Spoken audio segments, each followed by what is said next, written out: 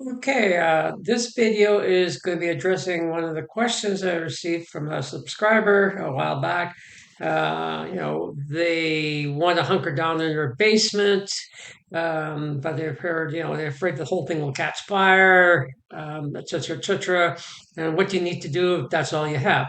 Well, obviously, if you have within reach of where you live, within a few minutes, an underground parkade or the sub-basement of a large reinforced concrete apartment building or whatnot, or subway system, that is a far better bet than hunkering down in your basements. Of course, if you can afford a bunker, well, that's even better yet. However, what if you are too far from one of these things? By that I mean you can't get to one in like 15 minutes or so. Or then what? Then you just have your house, a wood frame house, and so forth. Well, and you worry about it catching fire. Well, it all depends where you are relative to likely targets. I would go to Nuke Map if I was you. I would, identify what do you think the likely targets are, whether it's going to be an air burst or a ground burst. Work on the worst case scenario. Figure a Sarmat 800 kiloton warhead explodes either in the air or on the ground, and from there, look where your place falls relative to that blast. If you are within the zone where dry wood catches fire, for a Sarmat airburst, that would be about 4.2 miles from the ground zero. Well, you're toast, literally. If you're also within that, or closer to that, you're also within a 5 psi pounds per square inch range, which means a wood frame house will be blown to kindling, and then fires could start just from even if the blast flash doesn't catch a place on fire, you can end up at fires or ruptured gas lines and whatnot. So essentially, if you are, you have to be more than 4.2 kilometers away. And I would say a lot more than that. I would say, you want to have a little margin for error.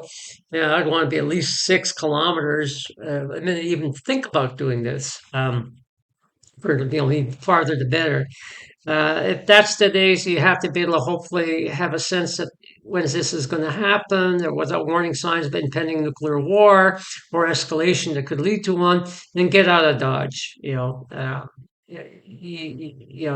There's nothing really you can do about that. So, but if you're far enough, yes, you could do so. Well, first of all, you have to look at are you dealing with an air burst or ground burst? Quite often, maybe both.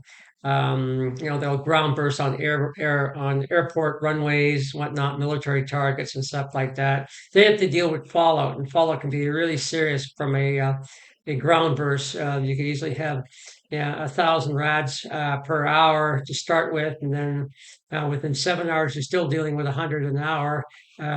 So, what is your protection factor?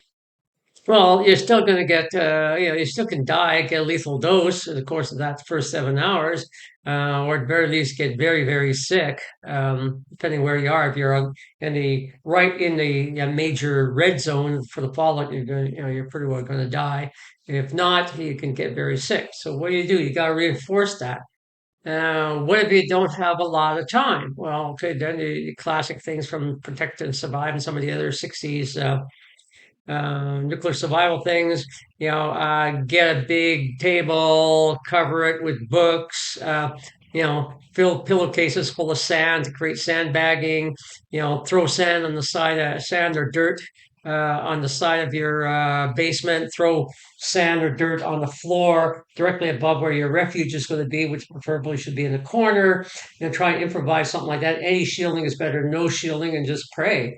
Um, you know, if you have a bit more time, things start escalating, or you can even pre-prep.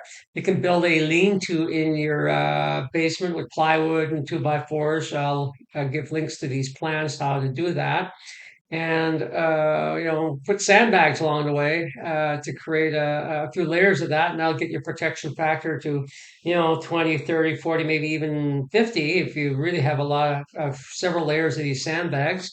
Then you're good to go. You got protection. It's not going to be comfortable, but at least you'll be able to ride it through. So that's the other option in that respect. So if as far as if you're thinking kind of like on the borderline of where this thing going to be, Do make sure that you do create reinforcement in case the house collapses on top of you. Take the large beams, 4x4s and stuff like that, and build an inner structure inside your basement. Again with sandbags, plywoods, other reinforcing to just keep the whole thing, from coming down on your ears and protecting you.